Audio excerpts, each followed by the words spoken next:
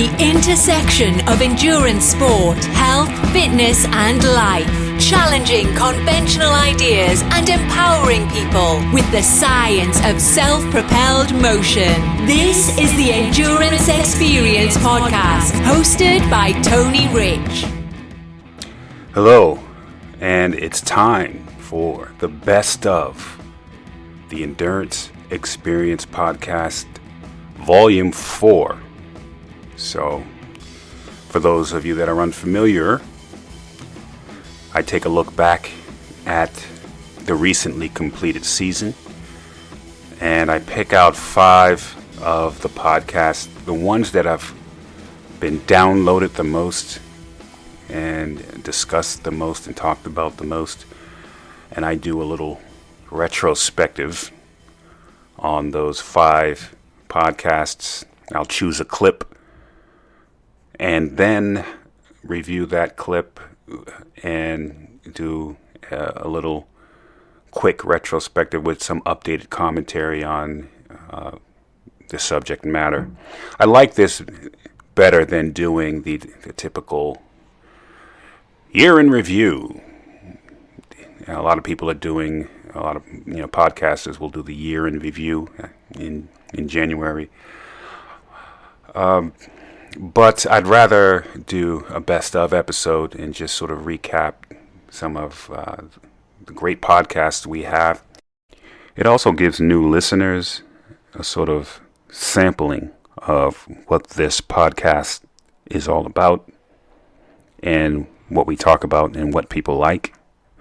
And so that's also very helpful. And we have quite a few people that have commented or provided comments and feedback. Said, yeah, I love that best of episode. And for your convenience, I have put links to all 5 of the full episodes of the clips you're going to hear today. You'll find those in the show notes. And which 5 are they? Well, let's take a look. They are Podcast 34, Expenditure and Metabolism, with Dr. Herman Poncer. The podcast we did with Tammy Hanson from USADA on anti-doping education. The podcast we did with Dr. Jeff Sankoff on athlete vaccine hesitancy and injury recovery protocols. The podcast we did with Joanna Harper on the IOC's new guidelines on transgender athletes. And the last podcast that we did with Nathan Martin, the fastest U.S.-born black marathoner ever. Okay, so before we dive right into these clips, I'm looking for some ideas for guests for Season 5. I do have some lined up. I'm always looking to find ideas, so if you have ideas about guests, you can send them to contact@eventhorizon.tv. And of course, the information that you want to hear is what I'd like to have future podcasts on. Always coming back to the same question. What does the science say about this topic? Why science? Well, because it works. And I'm also increasingly aware that there's so many podcasts out there now. I mean, hundreds of podcasts, new podcasts per day. 1 million plus. I don't know what the numbers are now. The last time I looked at them, there was 1 million or 1 million plus total podcasts out there. There's quite a bit of competition for your time in your ear. So I'm looking for new ideas. Maybe a call-in number. Maybe a live recorded podcast. Maybe a video live recording feed. Maybe a co-host or someone who might periodically co-host. Maybe a topic that's off the subject of sports, health, fitness, and life. I don't know. So if you have ideas, let me know, and I'll try to see what I can do for season 5, which will prove to be great. Okay, let's jump right in. So the first clip is from the first most downloaded podcast of season 4, was my podcast number 34 with anthropologist Dr. Herman Poncer. And Dr. Poncer is the author of the book Burn, New Research That Blows the Lid Off How We Really Burn Calories, Lose Weight, and Stay Healthy. It's not surprising that you guys listen to this because you guys always love anything that has to do with nutrition, burning calories, anything along that subject line. You guys eat it up. So believe me, I will have quite a few more podcasts on these. But Dr. Poncer and I had a very interesting conversation about metabolism, our hunter-gatherer bodies, and exercise, the importance of exercise, and whether or not exercise contributes to weight loss. And it was a very interesting conversation. So listen to this clip, and then I'll have more to say. In this chapter, you talk about how we increase or decrease body fatness. Yeah. And so when we increase body fat, we consume more than we burn. And when we decrease body fat, we expend more than we consume. Am I saying that right? That's exactly right. Yeah. And that, I don't even understand why that's a controversial thing to say, but it is somehow. Yeah. It is. People say, oh, it's not calories, right? And that's like saying, that whatever the money is in your bank account right now doesn't come down to how much you put in versus how much you took out. Right. Of course it does, right? Yeah. And we can unpack a little bit why people are willing to believe this kind of magical thinking that it doesn't come down to calories in and calories out. I think it has to do with how hard it is to track those calories, right? People are bad, not intentionally bad, and I'm not saying, it's just hard to do. Yeah. To keep track of how many calories you eat. Food packaging doesn't always help because sometimes it's misleading or mislabeled. And it's also hard to keep track of how many calories you burn because we've done such a bad job, I think, and this is on me and people in my world who try to teach about this stuff, teaching about how metabolism actually works and how many calories you really burn. People do a bad job understanding that. Yeah. And so, you put those two kind of uncertainties together and people go, oh, the whole thing just doesn't work the way it's not calories. But it is. It is. It's just hard to keep track of those calories sometimes. Yeah, it's hard to keep track. And this is the math built into all of the wearable technologies from your Garmin to MyFitnessPal to all of the apps. Now, and there's error bars behind all of these. And that's some of the challenges that people have with trying to, when weight loss is a part of the goal. Yeah, it's very hard to try to estimate these and get this right. Now, this 3,500 rule, is there any correct way to apply this, or is it just the incorrect way to look at how many caloric deficit that you need to accumulate in order to lose a pound? Is that 3,500 rule wrong or right in any circumstance? Yeah, so it's the 3,500 kilocalories per pound rule, right? That's the one we're talking about. Yeah. It's not.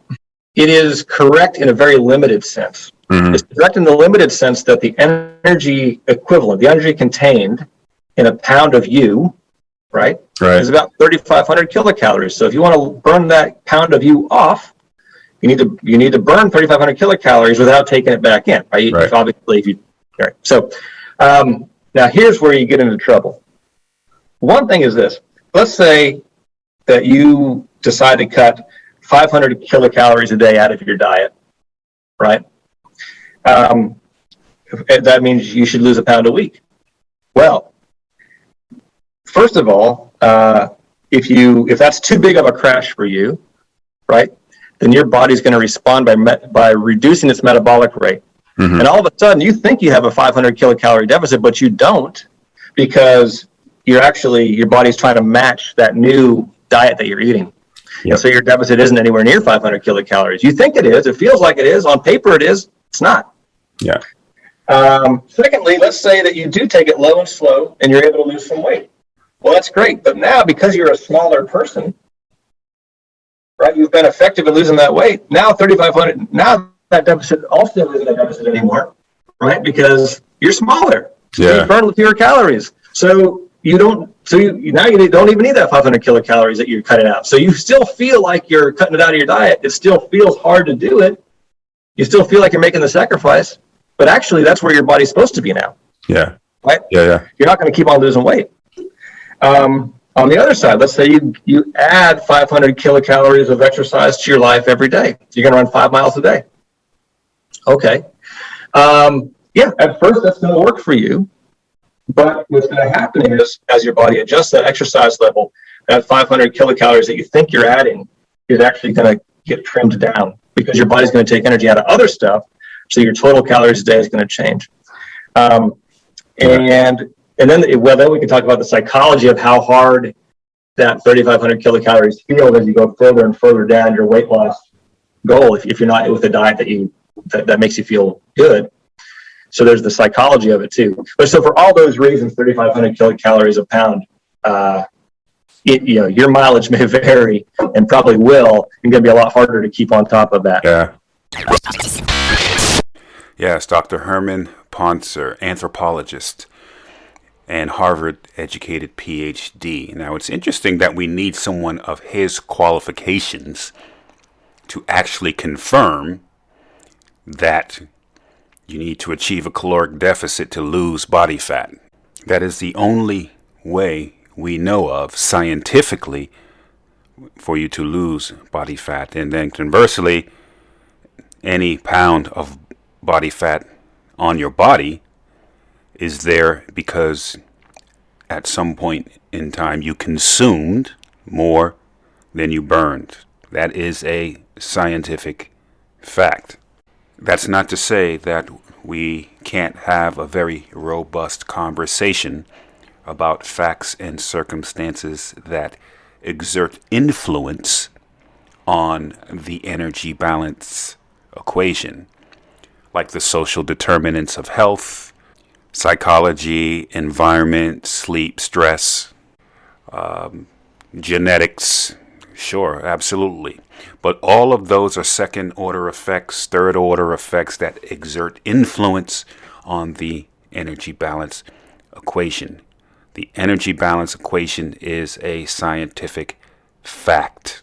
That is true whether you're here on Earth or whether you're among the future Mars colonists that we're going to try to figure out how we're going to keep alive on Mars and get enough food and nutrients.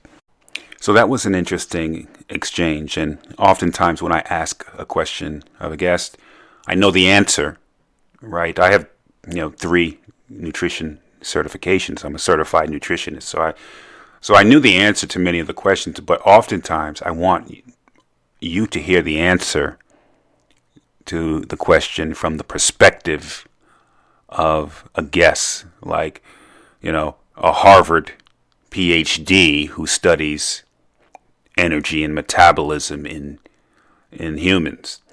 So that was a very interesting response, and you get why it's so difficult to determine, like in an Excel spreadsheet, right? If I burn this, if I burn that, I can lose a pound a week. It's difficult to do that because the underlying components of the energy balance equation are dynamic. They're changing, right? And so that's the reason why it's difficult to will your 3,500 caloric deficit to lose 1 pound. You can't get that math consistently right week after week after week. It's really hard to do when you have your basal metabolic rate, you have your thermic effect of food, you have your exercise activity, you have your non-exercise activity.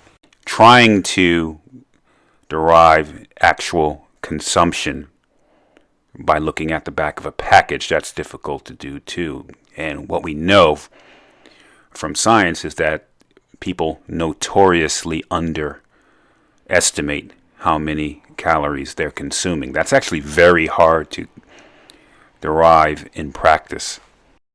So I highly recommend the book Burn. Everyone should read this book. You'll find yourself really understanding the underpinnings behind why humans consume and burn calories the way that we do. And if you think you know a lot about nutrition, you'll still come away with learning something from the book.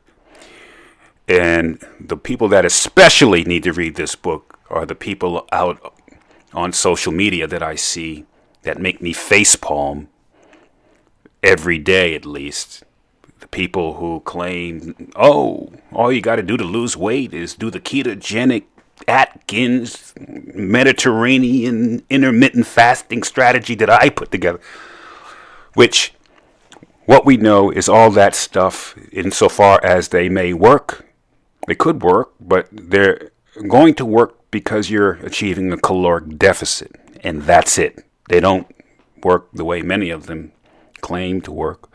Or the people out there that are selling some sort of silver bullet scam, supplements and everything like that. Or there's the people on the other side that are just alarmist.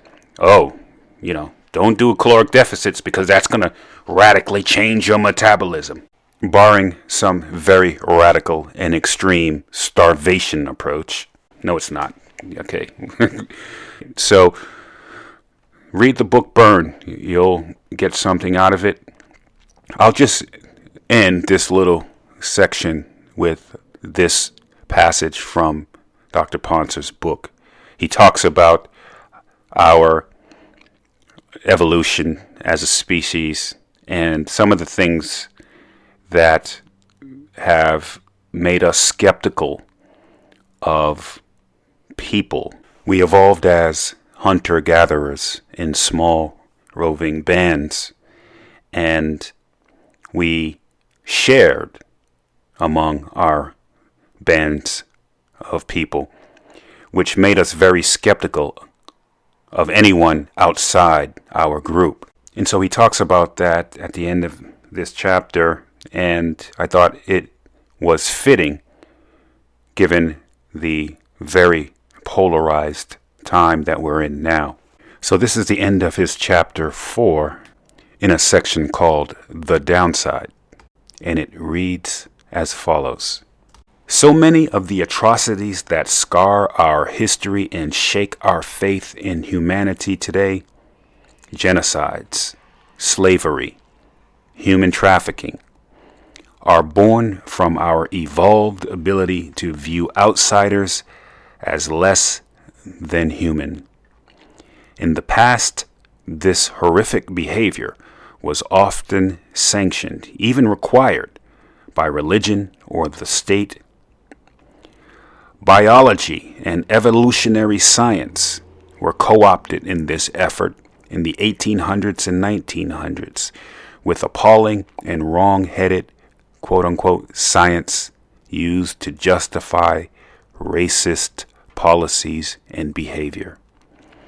The slimy tendrils remain today in the quote-unquote intellectual arguments for racism.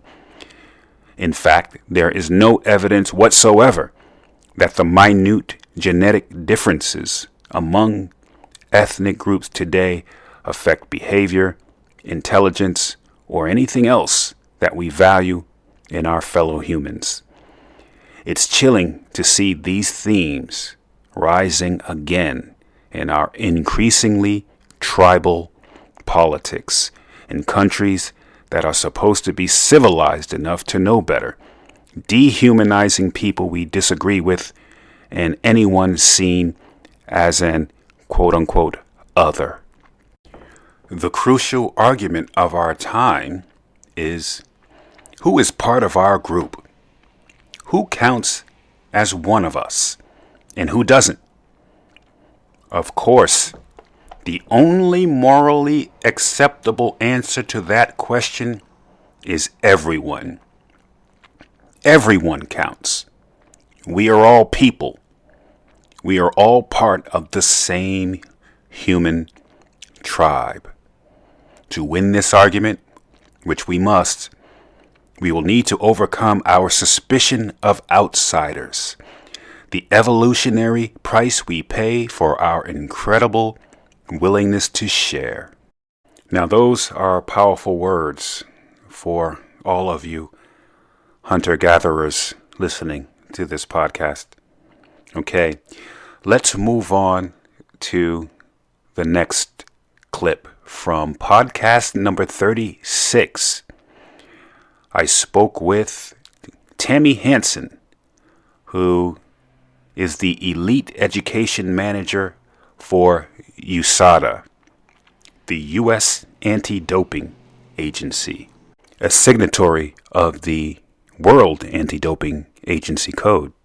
We had a conversation about a great many things related to doping and how the organization controls and ensures compliance, testing, scheduled testing, surprise testing, whereabouts violations. We talked a little bit about the prohibited substance list and why, for instance, marijuana is on the prohibited substance list. We talked about that. This was right around the time of the Olympics, and so it was a hot topic then. And so this particular clip I'm going to play here is about fairness and how USADA defines fairness. Now, this is very interesting because it will come up again later on in this podcast. Listen very closely to what Tammy says.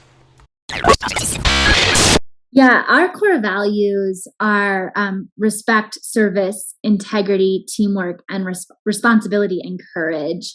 So we hold ourselves as staff to the same standards of excellence that we would hold athletes to, who fully embrace true and healthy sport. So we're committed to those core values that guide our decisions and actions. And we also encourage athletes to utilize those core values to guide their decisions and their actions as well. So those are really important values to us. Again, respect, service, integrity, teamwork, responsibility, and courage. Courage is a big one, right? Because we want to make sure we're standing up for what's right all the time. USADA, we kind of have a stance where we say we're going to do what's right every time, not what's easy. So some of the decisions are criticized or hard, to face publicly, but they're decisions that we have the courage to make because we want to do what's right for clean sport every single time. When it comes to fairness, our mission is to stand with athletes to champion their right to clean sport. We're advocating alongside athletes for their right and their opportunity to compete clean and to achieve their own personal victories through commitment, sacrifice, and hard work. So this means doing everything in our power to make sure that they are playing on a level playing field and pushing for global reform where needed. And as a follow-up to that, a clean sport and a level playing field means to me that irrespective of whether an athlete wins or comes in last, they are held to a uniform standard. Is that fair to say? Yeah, and that's part of that pillar of integrity, right? Ethics and honesty are the foundation for every decision that we make and that we take, and we really encourage athletes to act upon that core value as well. And not just for us and not just for them, but for future generations, for their legacy that they pass down. So you're right, whether you're in first place or last place, at the end of the day, when you look back at your career, can you say you did it the right and the fair way? And Right. can you encourage the next generation to do that as well? We have an awesome program within USADA. It's our True Sport youth sport education program. And it's just an awesome character development spot where we start working with athletes at a very young age, new to sport, on core values and how to just be an athlete that embodies, all the great things that sport bring, and encourage athletes as age groupers or that elite level to also be encouraging the younger generation to act in those ways as well. A lot of times we have this win at all cost mentality with the sport culture, and we really strive to change that or to help empower athletes at all ages to have the tools to be able to compete fair and with integrity. So how do you ensure, and feel free to give as more or less information as you deem necessary, but how do you ensure that is coming from that person's body, right? So in the old days, people found loopholes by giving someone else's urine, say. How do you ensure compliance there? Yeah, we have a pretty rigorous policy and procedure when it comes to the sample collection process. Again, all of that can be located on our website. So if anyone has any questions about what that process looks like, they can absolutely reference our website. We have a pocket guide, which is a tangible resource that athletes and athlete support personnel can look at as well. But there's many different ways that we're looking at a sample to ensure that it is following the compliance and that it is the person who's providing the sample. The athlete does have to remain in direct observation of the doping control officer or the chaperone while providing the sample. So the doping control officer has to physically see the urine leave the body. A temperature is taken on those samples to make sure that it falls within, the correct temperature. And, we even have the refractometer where we're looking at the specific gravity of the sample to make sure that it's not too dilute. So the process is very secure, but also we have initiatives in place to ensure that the athlete isn't utilizing the sample. Got it. Yeah, that's pretty thorough. And another follow-up that I have here is on positive tests. What is the arbitration process like if there is an arbitration process and somebody says, "Oh, yeah, that positive test, I ate something. I ate something, and that was the reason why it came positive." What is the arbitration process like? So after a sample is collected, the athlete receives their results back within 6 to 8 weeks. And at that point, if it is an adverse finding, so there was a prohibited substance found in the sample, the athlete has the right to have their B sample tested. And at that time, they can all be present. They can have a legal counsel be present for that test. At that point, they have the option to say, yes, I took that substance. They can talk to our lawyers about exactly what happened, the specifics of that, of the situation, and a sanction can be handed down at that point. If the athlete would like to move forward with arbitration and they want to fight the case, they feel like they have more details and information that would help them get a reduced sanction, then they can absolutely bring it to arbitrators. It's an independent arbitration board that would hear the case. So USADA would bring lawyers to the arbitration, the athlete would bring lawyers to the arbitration, the case would be presented, and then those arbitrators would be the ones who would ultimately be handing down the sanction.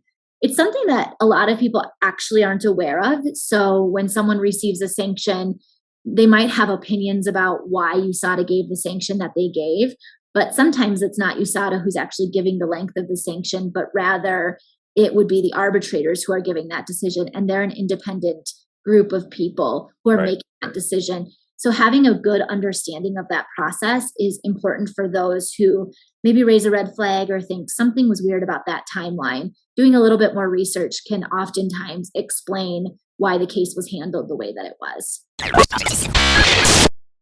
So that first exchange about fairness and a level playing field first, and then I'll talk about the sample collection. But with that first exchange about fairness, it really drives home and underscores the importance of fairness in sport. Without the pillar of fairness, the entire foundation of sport crumbles. That's the reason why we have a World Anti-Doping Agency and a U.S. Anti-Doping Agency. As Tammy said, when an athlete competes, they look to their left, they look to their right, they know that the field is level as it can be. Any athletes that even have benign participation in performance-enhancing drugs throws into turmoil the decades of training, the decades of concentrated nutrition and fueling focuses, sleep quality, coaching.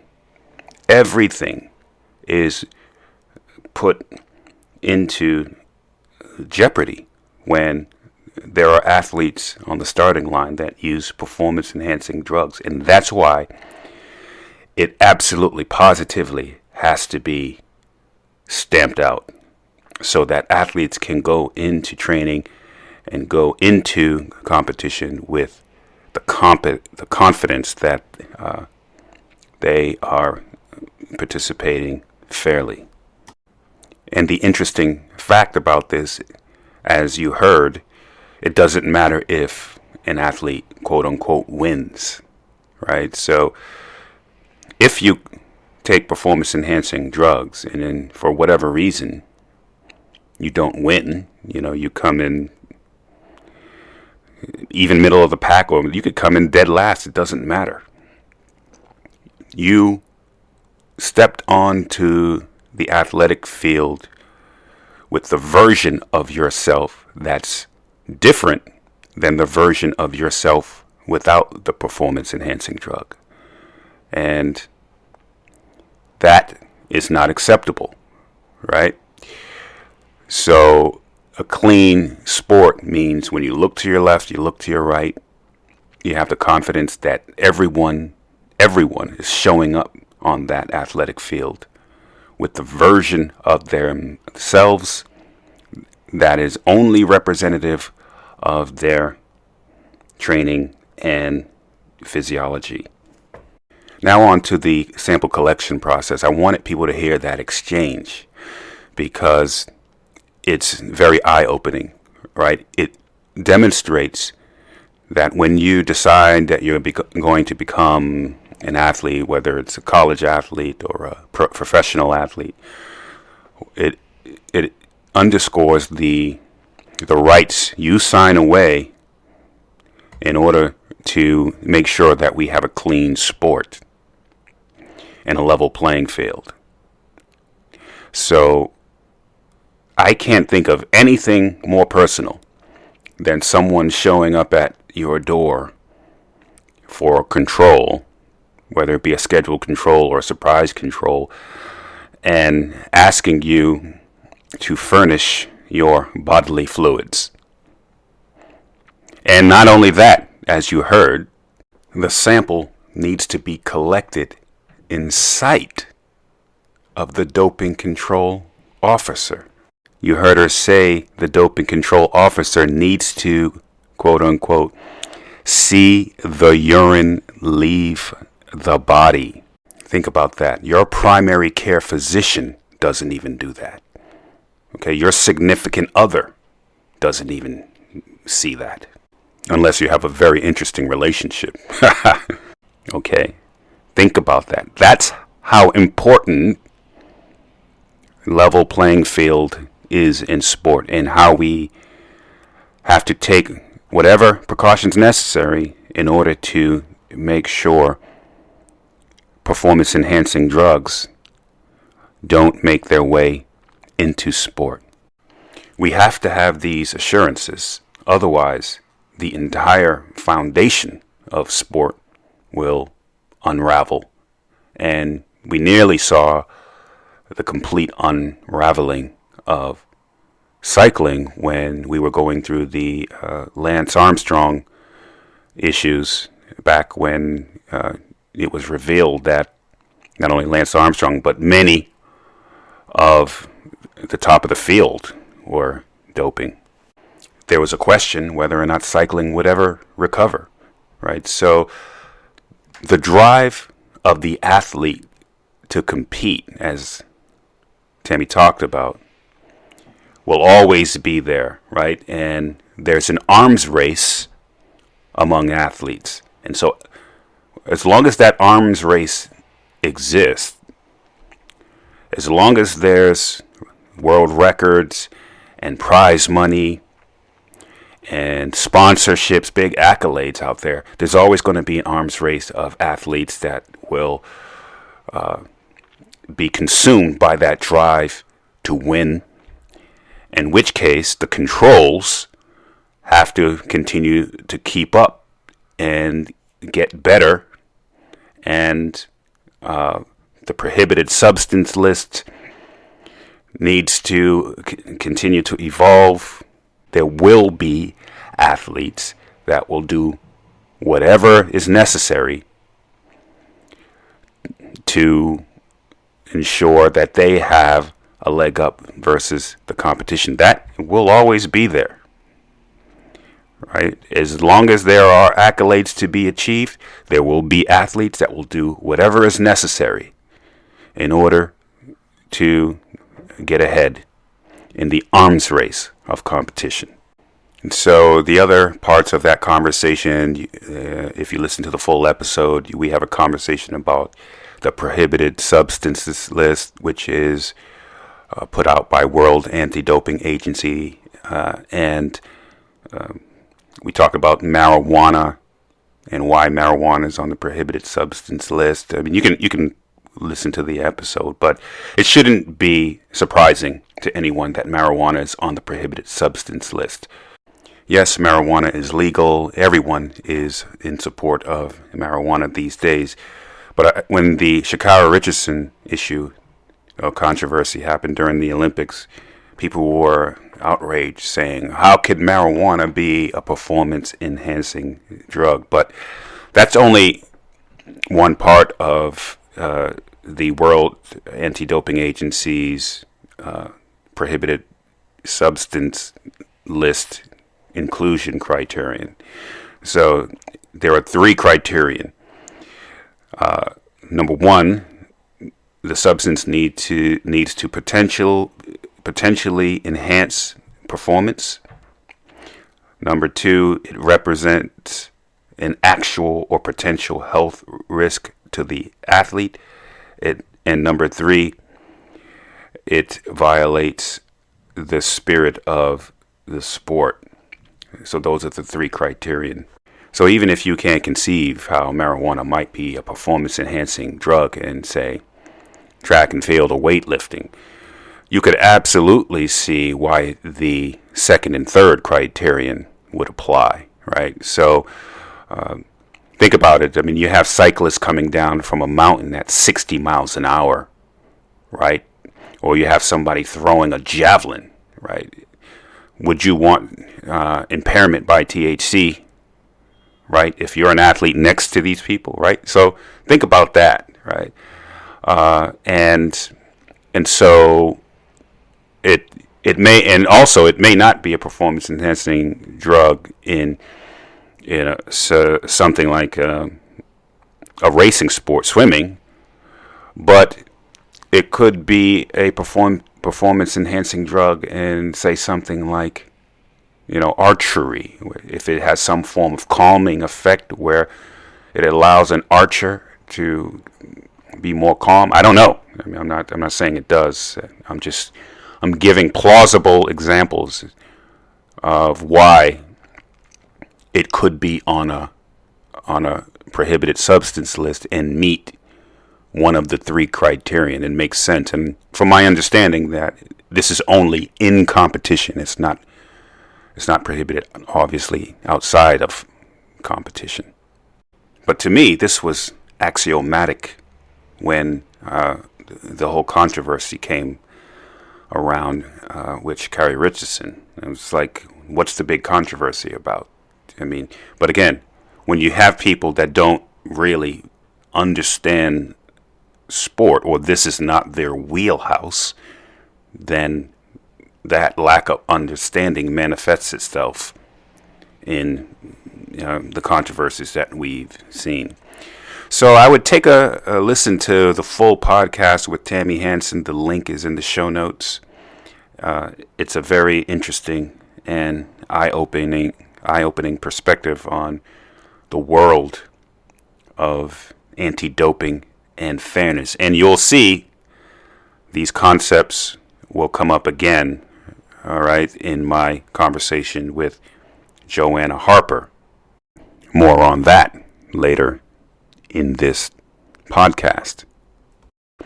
But first, let's go into the next clip, which is, you guys like controversy, of course. That's the reason why some of these podcasts rose to the top of the list. Episode 38, Athlete Vaccine Hesitancy and Injury Recovery Protocols, with Dr. Jeff Sankoff. So he is a medical doctor, an emergency care physician, and also a coach. He's a coach like me, trains triathletes. He's been to Kona. He's a pretty accomplished athlete himself. So we have a conversation about vaccine hesitancy among athletes and whether or not that is wise. And at the time, the Aaron Rodgers situation broke, and there was already an issue with Kyrie Irving.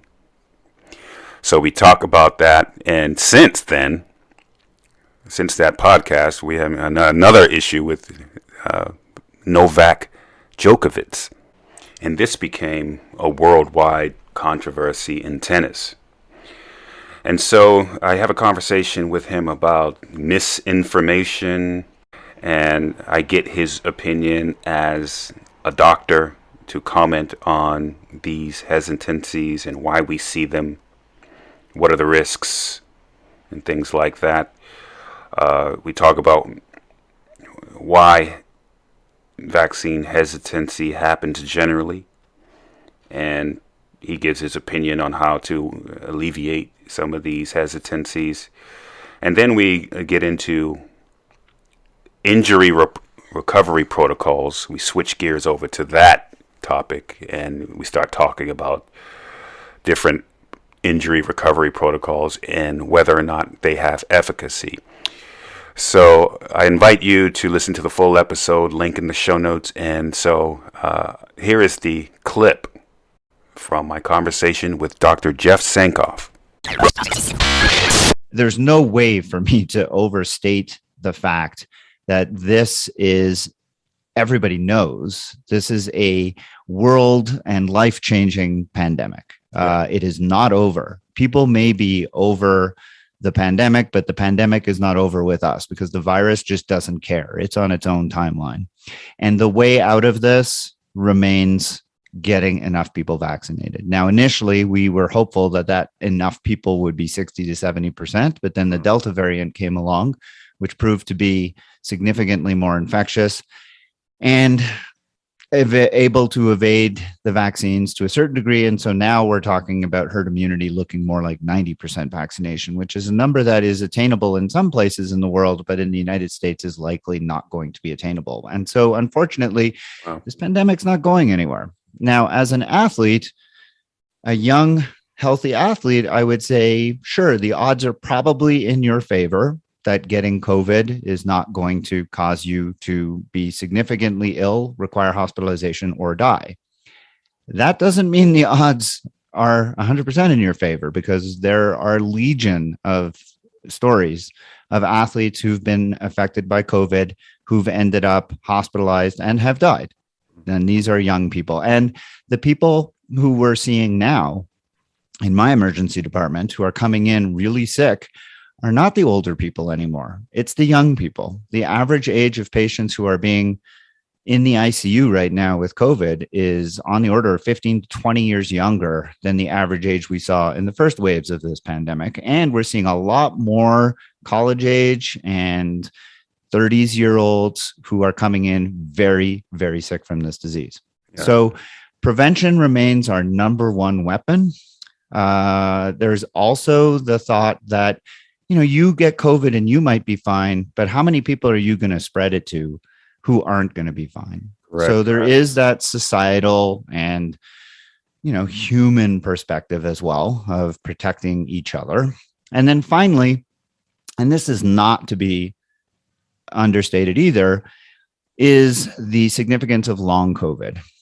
So we are coming to learn more and more about long COVID, and more we are seeing that with the Delta variant, long COVID is a bigger problem than with the Alpha variant, and it's affecting more people who have even less significant initial illness.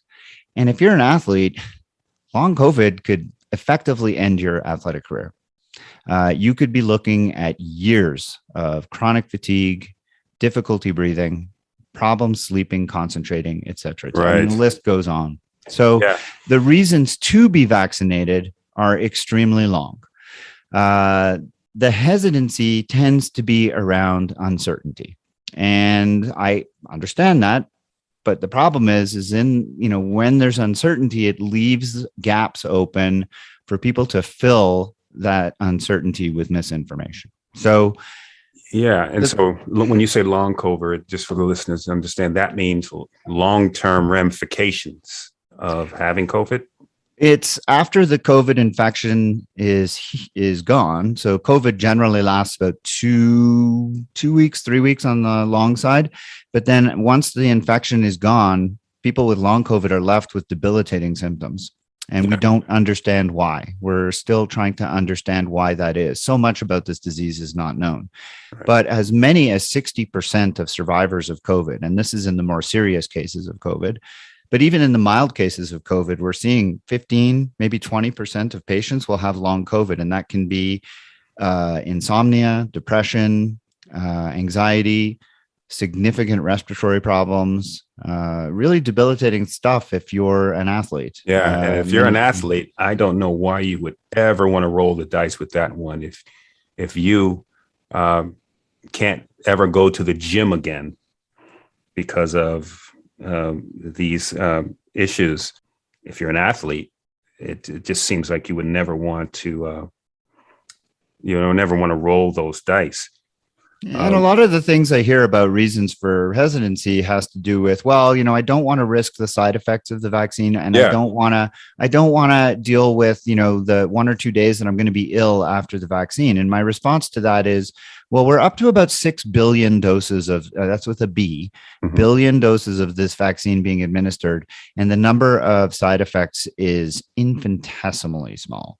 You hear about the side effects. Whenever some person has a side effect, you hear about it because that's the way the media covers things. But when we look in sum total, the number of people who've actually had side effects is vanishingly small. And now that we have as much experience as we do, we're just not seeing any kind of definitive link between the vaccine and any major side effects at this point. Now, there's no question, after the second shot, you're going to not feel great for a day or two. But compare that to long COVID or the effects of COVID itself, I think you could make the argument pretty easily that 1 day or two is a worthwhile exchange. Yeah. I think that, I saw some of the data on the side effects, and the percentages are negligible.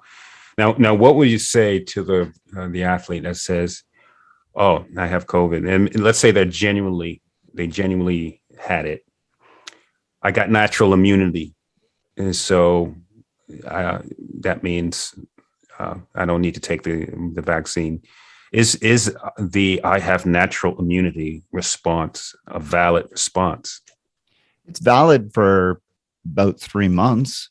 Coronavirus, the type of virus that COVID is, have been around as long as people have been around. And coronaviruses are responsible, less serious ones anyways, are responsible for common colds. Yeah. And people can be exposed to the same coronavirus numerous times and get reinfected. And that infection will be pretty much as bad as it was the first time, if enough time has elapsed between exposures. Mm-hmm. We are seeing that with COVID, being infected and actually having a case of COVID does confer a certain amount of protection, but only for about 3 or 4 months. After that, it begins to decrease quite dramatically. And with the Delta virus, you can be reinfected even more quickly than that. Now, will the subsequent cases be as severe? That part I can't really answer, but I do know that the recommendations now are to be vaccinated, even if you've had previous COVID, because the vaccine works even better if you've previously been infected, because your immune system it does have some degree of recognition of the virus, and exposing your immune system to the vaccine results in a better response and even more profound immunity going forward. So there is definitely an immune argument to be made if you've been infected, but that argument is really time limited. So it sounds like you're saying the strong form protection is immunity plus vaccination. That seems. Well, the thing is that honestly, never being infected and just getting the vaccine is the best way to go, because let's face it, the vaccine is leveraging your immune system. All the vaccine does is it just teaches your immune system what the COVID virus looks like, so that when the virus does get into your body, or if you are exposed, your body recognizes it immediately and attacks it and before it can cause illness. Right. I mean, that's how all vaccines work. It's just introducing your immune system to a potential pathogen so that when that pathogen is encountered, your immune system reacts rather than you becoming infected. So as we look at the NBA, the NFL, let's be clear that both of those organizations are north of 95% vaccinated. I am not familiar with tennis organizations, but I think we can fairly say that most athletes are vaccinated. And this goes for not only professional but amateur athletes. It's a topic of conversation because whenever you have someone like Aaron Rodgers or Kyrie Irving or Novak Djokovic publicly make the statements that they make, it has global impact because of the visibility and the following that these athletes garner.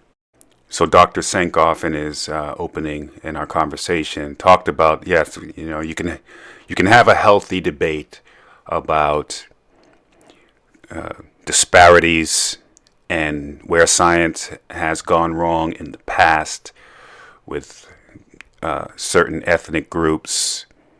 You can talk about, even the Tuskegee experiment, and you can have a healthy conversation about that, where science has gone wrong. And I think you can even have a healthy debate about masks and mandates, and at what point is this going to move from a pandemic to something that's endemic, in which we are just going to have to figure out how we're going to continue to get through it in the new normal. Okay, we can have healthy conversations and debates about all of that. But as we're now 2 years into this pandemic, there's one thing that's absolutely clear, that tens of thousands of people, hundreds of thousands of people died that didn't have to die. They'd be walking the earth right now if they would have been vaccinated. When it comes down to catching COVID-19 without vaccination versus catching COVID-19 while vaccinated, your likelihood of how you will fare improves significantly when you are vaccinated. And you heard Dr. Sankoff talked about, even if you live, the implications of long COVID, which we're still trying to figure out and work through. Now, how the numbers play out by age and comorbidities absolutely affects the riskiness profile. Nevertheless, this is a very clear choice when you look at the likelihood of severe disease or death. So what Aaron Rodgers and Kyrie Irving and Novak Djokovic have said really becomes it's a microcosm of the larger vaccine hesitancy movement. We've heard things like, look, I'm fit and I'm young, so therefore I'm not going to take the vaccine. And so you already know from Dr. Sankoff and what he has stated in that clip is that may not necessarily be a viable way to proceed, given what we know, what we've known for about a year now about the COVID-19 disease and its impacts on people. So you were diagnosed with COVID-19 in the past, or you think you had it in the past, and because of that, you think you are in a sort of safety zone forever? Well, that is a flawed way of looking at this based upon what we know now about COVID-19, as well as the variants that keep popping up. You hear people in the vaccine hesitancy movement say things like, well, vaccines have risks and I don't want to expose myself. Oh, really? When you look at the risks of something like myocarditis, you have the same probability of dying by tornado, or perhaps dying by being hit with a meteorite, or dying in a plane crash. Do you lose sleep over dying in those ways? Probably not.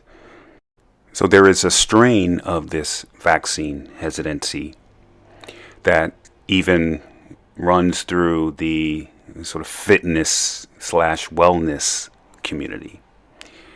And it comes from a concept or an idea or a behavior that suggests that you don't need to rely on modern medicine. You can just sort of namaste through natural remedies.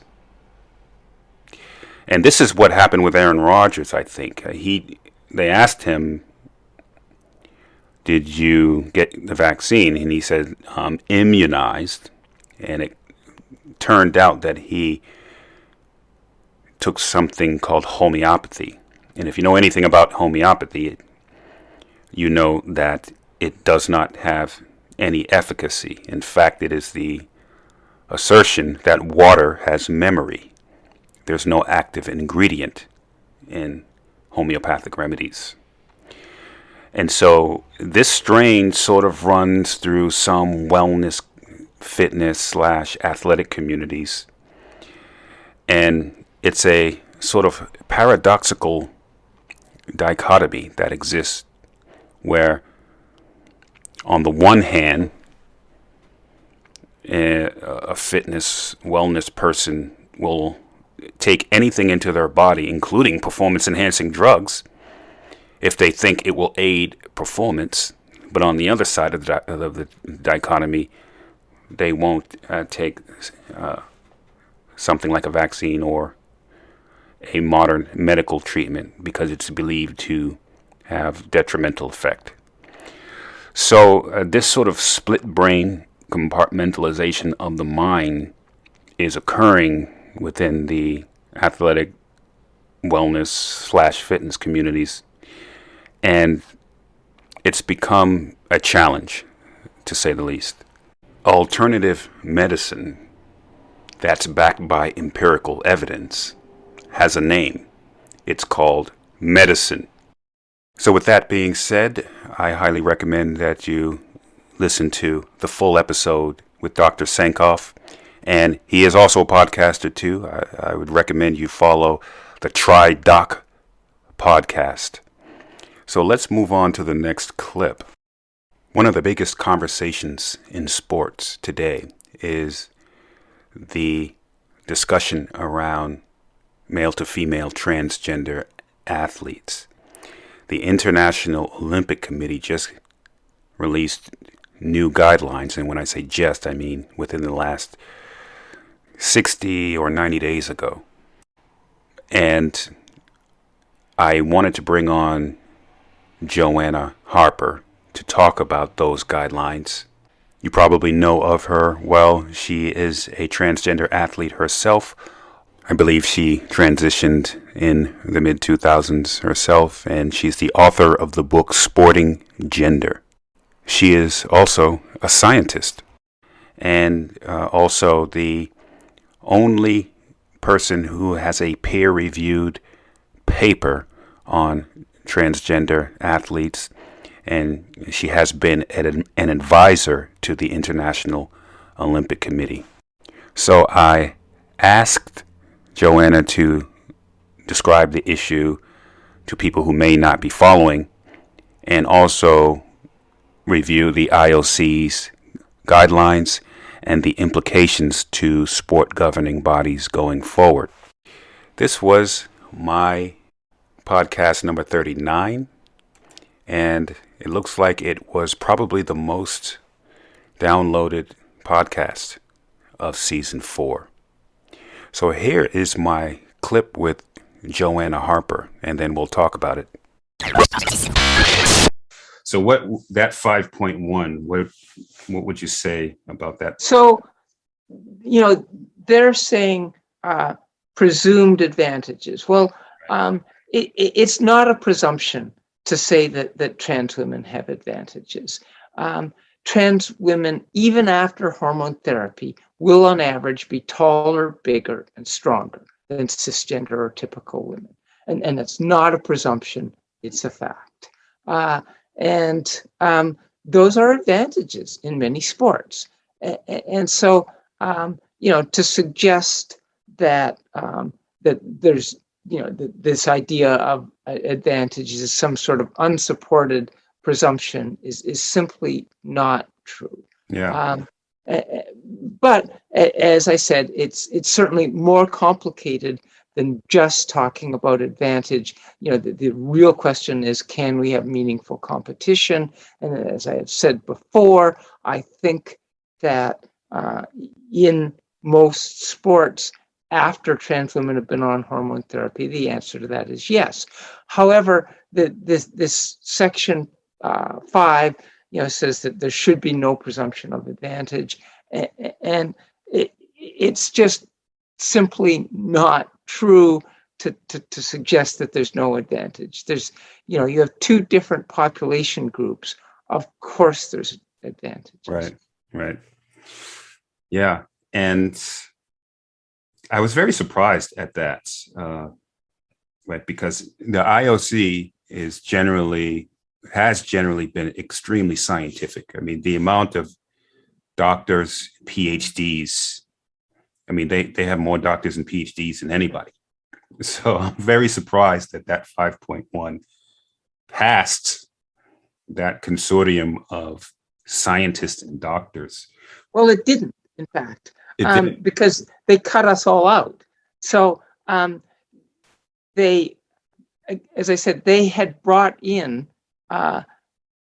experts over the years to advise them on these, and they took our advice up until this one, and then they, as I said, in this June meeting, they essentially said, your services are no longer required. We are now going to focus on human rights. And so instead of listening to the scientists, they listened to human rights specialists, some of whom have PhDs and are doctors in a sense. But, they were listening to a substantially different group of people than they had listened to before. I see. Interesting. Okay, so this 5.2, until evidence determines otherwise, athletes should not be deemed to have an unfair or disproportionate competitive advantage due to their sex variations, physical appearance, and or transgender status. Now, that just said to me, if I'm interpreting this right, you need to look at robust research before making a decision. Is that fair to say? But this, well, again, this is just, Section 5 is just talking about advantage. yeah, And the suggestion, the fact that trans women have advantages over cis women, it is a fact.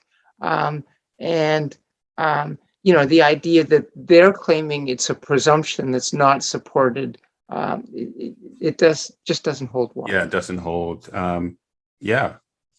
And this terminology, disproportionate competitive advantage, that seems peculiar because in sport, the difference between first and second and third is generally less than 1% performance. So even if an advantage is small, that's enough to affect an outcome in the top of sport, right?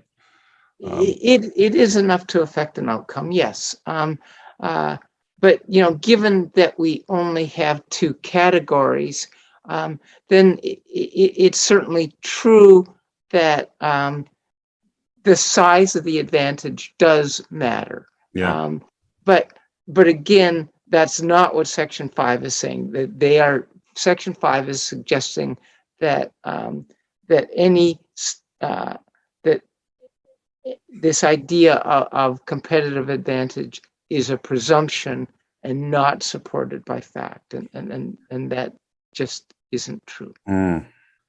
Okay, and then the evidence-based approach in Section 6 just essentially summarizes any restrictions arising from eligibility criteria should be based on robust and peer-reviewed research that A, demonstrates a consistent, unfair, disproportionate competitive advantage in performance and or unpreventable risk to the physical activity of other athletes. B, is largely based on data collected from a demographic group that is consistent in gender and athletic engagement with the group that the eligibility criteria aim to regulate. And C, demonstrates that such disproportionate competitive advantage and or unpreventable risk exists for specific sport, discipline, and event that the eligibility criteria aim to regulate. So unpreventable risk, maybe talking about contact sports, for instance. Sports, right? Yeah. Contact sports and combat sports, MMA, boxing, things like that.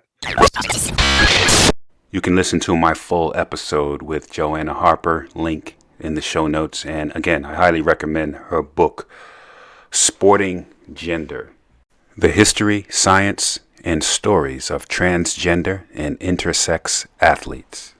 Let me first say that this is a very complicated issue to try to solve. And I do believe it'll be the biggest issue in sports over the next few years. And I think Joanna believes that as well. This is absolutely shaped up to be an issue that represents a collision of women's rights. And so it is women on both sides of the issue that have absolutely valid claims. Absolutely valid. You have inclusion, and that's absolutely valid, right? Because if we make a certain group of athletes ineligible because there's simply no category for them, that would be sad. I do, by the way, think ineligibility is the right word versus banned, right? So I am ineligible for the wheelchair marathon category. I'm not banned. Similarly, I am ineligible for the lightweight boxing category because I am over the requirements at my 185-pound weight versus being banned. I'm not banned from that category. So it's a subtle and important difference and a slight quibble with some terminology often used. Nevertheless, those women that have claims of inclusion are absolutely valid with those claims. And at the same time, now you can recall my conversation with USADA about fairness and when athletes look to their right and left, they have to realize that the playing field is level. And so those athletes also have a valid claim on fairness, sometimes safety, if you're talking about high contact or combat sports, and unfair advantages, and so on. The reason why we have a World Anti-Doping Agency and we have to institute these very strict sample collection processes where a doping control officer has to watch you pee if you're an athlete. And also, we have arguments about so-called super shoes, running shoes with carbon plates that are supposed to give an unfair advantage. I actually don't think they give an unfair advantage, but that's another podcast for another story. But the reason why we have these arguments about unfair advantages is because, like I said in the USADA conversation, the entire foundation of sport will crumble if we don't have the confidence that fairness is achieved and is constantly evaluated. I do feel that the IOC missed the mark on their guidelines. I would have much rather have seen them step forward with a very robust scientific, almost like a peer-reviewed paper, just laying out the empirical evidence, but also making a strong statement for inclusion. And the reason why we have to have inclusion, or I think they did that, but I would have much rather them see them put together a much more balanced document, a scientific document. Even Joanna Harper, who is a trans woman, an athlete, and a scientist, and has written a book about these topics, even she disagrees with the IOC's there should be no presumption of advantage assertion. And what I'm noticing is that there is a very diverse opinion among people about this, even among my colleagues and friends that are trans. I've asked some of them about this, what they think, and even some of my liberal friends that have heard about this conversation. And I'd be interested in seeing a survey, or an anonymous survey, scientific survey that lays out where people fall on this spectrum. Nevertheless, I think this issue will continue to evolve. I think the issue with Leah Thomas, who is a swimmer for UPenn, a male to female trans athlete, and she is very close to breaking some records by Katie Ledecky and Missy Franklin. She is essentially stress testing the system. And the reason why I think this is an interesting conversation is because I think that the scientific method and the governing bodies will eventually have to dynamically adjust to the stress test that Leah Thomas is placing on this system. It's inevitable. And so we need to press the sport governing bodies to come up with a robust solution that manages inclusion, that manages fairness, that manages safety in the confines of high contact and combat sports. And there are some people that says, listen, these things can't be managed simultaneously. Well, we need to press the sport governing bodies to use the scientific method, use all the stuff that we know about sport and the importance of inclusion, mesh it all together and come up with more robust solutions. Now, whatever solutions they come up with, I guarantee you, they're not going to satisfy everyone. Whether they be additional categories, more heats, letting people compete but with an asterisk by their time. All of these things have been thrown out as possibilities.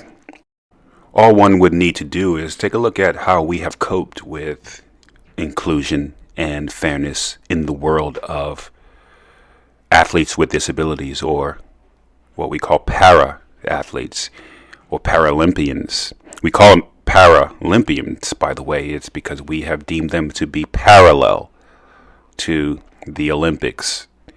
And in the Paralympics, you will find that there are somewhere in the upwards of, in my last count, 60 to 70 total categories and classifications.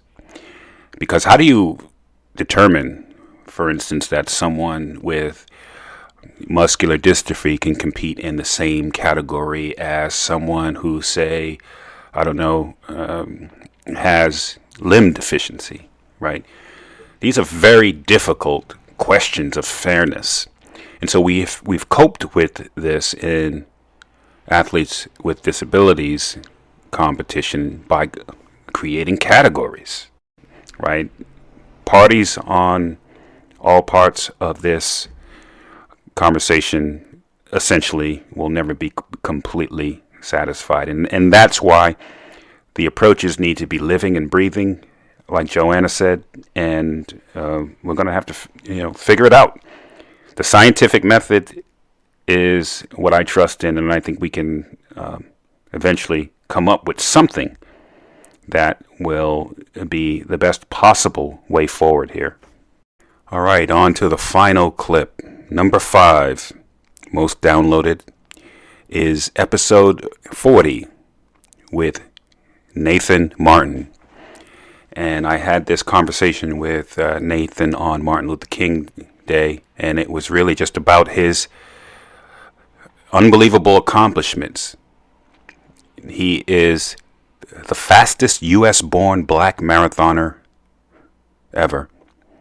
He beat a record previously held by Herman Atkins that stood since 1979. He ran a 2:11:05 at the 2020 Marathon Project and finished in the top 10 in the New York City Marathon and was the third American finisher. And so Nathan is an unbelievable athlete, and I'm looking forward to seeing what he's going to do next. So here's a clip from our podcast. All right. And then so the Marathon Project, I think this is important, right? Because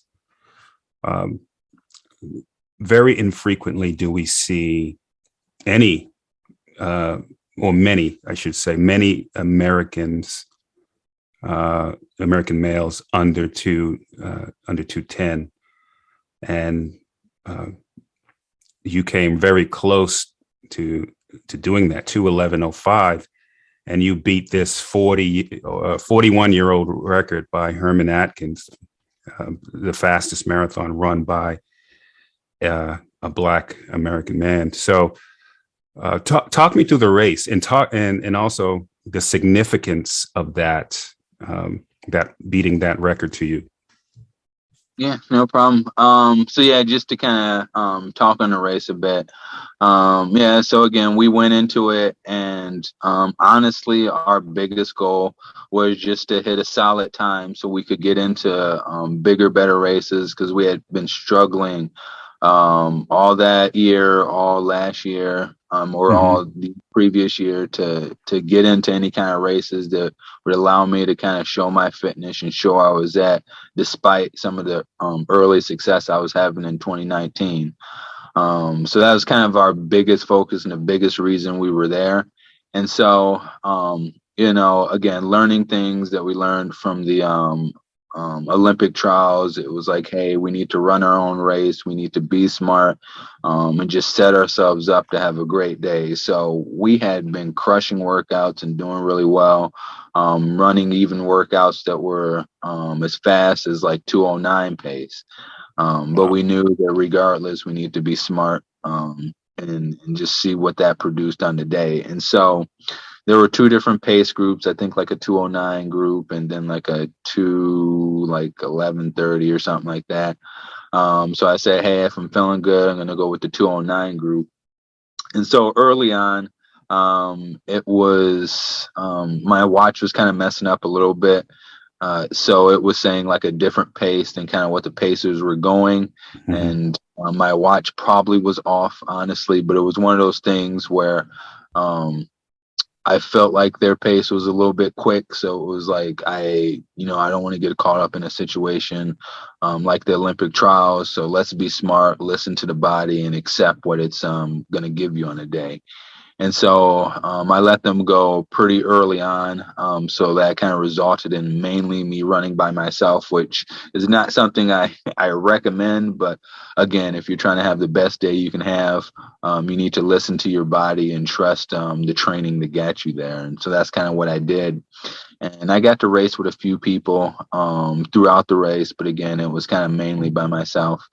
And even around 17 or 18, something like that, definitely was when the biggest part of that struggle happened. Because at that point I had been clipping off like 5-minute miles. And it didn't necessarily, the pace didn't necessarily feel hard, but just continuing that effort for so long definitely was getting to me. And it was one of those things where I was like, oh my goodness, I still have like 9-8 miles to go. Like, what the heck am I going to do if I'm getting tired now? But I kind of told myself, hey, one step at a time and keep pushing through.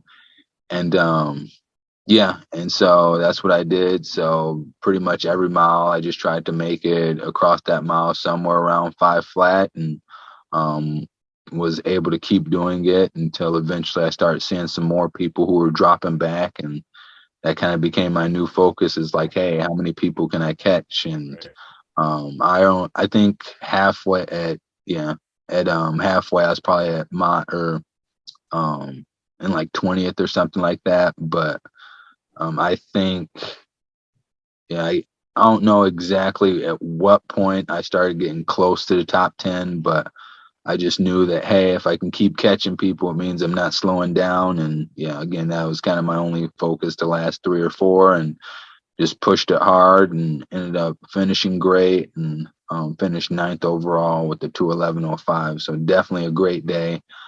And did you know about that record before going in, or? No, not really. There were a few people. Well, there was one person who was reaching out telling me I could break the record. At that point, I wasn't. It was kind of like a brief like Instagram message. So I'm like, it was more like, oh, I think this guy's just trying to tell me, hey, you can do well. And so I was like, oh, thanks. We'll see how it goes. But it wasn't any kind of like grand awareness or anything we're thinking about. Because again, we didn't want to put too much pressure on it. We were just like, hey, we just want to have a good day so we can continue on and get better opportunities. And so like afterwards, people start reaching out saying, hey, you broke the record. That's awesome. And giving me a lot of congratulations and this and that. And initially with records, that I set, that initially I'm just like, oh, that's pretty cool. That's awesome. And kind of go about my business. Cause at the end of the day, I'm there to just test myself. And I try and avoid getting caught up kind of in more of the glamour of it. Not to say not great or not something that you should be, not basking in, but shouldn't be celebrating and stuff. But it's just one of those things I want to be careful of, because it kind of, you get too much into that and you kind of lose the perspective of why you're doing things. Yeah.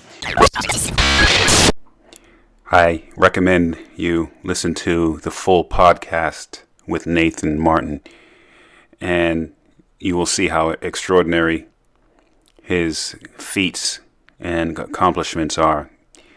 And he went on to race in the New York City Marathon and finished effectively right alongside of Ben True and Kenenisa Bekele, who is the second fastest marathoner of all time. And he was right there with them. So we're going to continue to watch Nathan and see what he does. I'm looking forward to it. But I think his accomplishments already have been very impressive. And already he is in great company with some of the things that he has done. Why don't we see more Americans under the 2:10 mark in the marathon? I don't know, but I do agree with Nathan that it's probably multifactorial. Nevertheless, I guarantee you we're probably not too far away from seeing Nathan hit it. And I recommend going to his Instagram and following him there. You can find him on Instagram at NIM_I_am. And he's always posting some interesting things with respect to what he's doing. He and his coach, Dante Ottolini, they're on the fast track. And maybe one day I'd like to see them come into Boston and do the Boston Marathon and hopefully get a chance to meet them in person.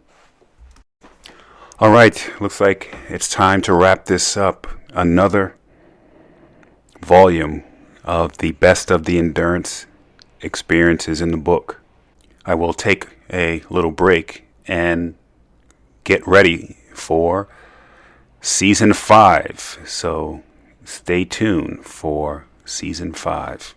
I'm always looking to make the podcast better. If you can email me at contact@eventhorizon.tv, give me some of your feedback and some of your thoughts about what you'd like to hear next. And make sure you go on iTunes and rate the endurance experience.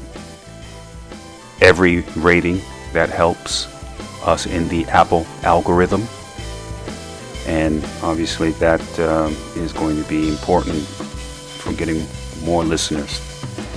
So thanks again for listening to the Endurance Experience podcast. Follow Event Horizon Endurance Sport on Facebook, Instagram and Twitter for training programs and services. To become a member of our Endurance Institute or for a complete archive of podcasts, log on to our website, eventhorizon.tv.